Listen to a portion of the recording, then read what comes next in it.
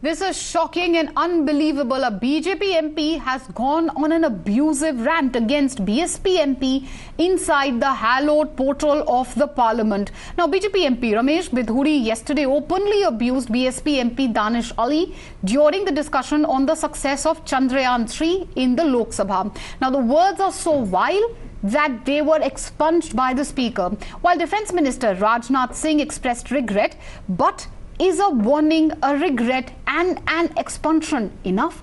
Opposition says that he must be suspended and also demand an apology to the parliament and the people they represent. Listen in first of all to what Ramesh Bidhuri said. Mind you, we have censored all the offensive words by him. Modi साहब श्रेय क्यों ले रहे हैं? मोदी साहब श्रेय नहीं ले रहे हैं, श्रेय ले रहे हैं देश के वैज्ञानिक। श्रेय ले रहे हैं। कभी खड़ा होगा ये बता रहा हूँ सर, ये जो श्रेय अगर जाता है तो देश के प्रधानमंत्री को जाता है। दानिश अली जी प्लीज सर, अभी मैं बताना चाहता हूँ, अधीर रंजन जी अभी शोर मचा रहे थे, लिस्ट पढ़ रहे थे। उस लिस्ट में अधीर रंजन जी जब लिस्ट पढ़ रहे थे 1975 से लेकर अभी तक, इसकी बात रहना जी, बाहर देखो। अभी रोज पढ़ रहे थे।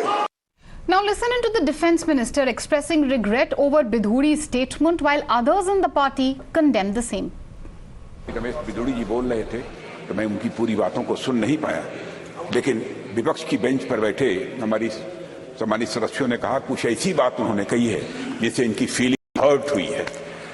तो मैं आपसे विनम्र अनुरोध करूंगा कि रिकॉर्ड में लिखवा लें, ऐसी कोई बात यदि उन्होंने कही है तो रिकॉर्ड से उसे डिलीट कर दिया जाना चाहिए, उसे बाहर कर दिया जाए। एक मिनट प्लीज प्लीज, अरे प्लीज प्लीज, मेरी बात। I already gave a ruling that were already deleted.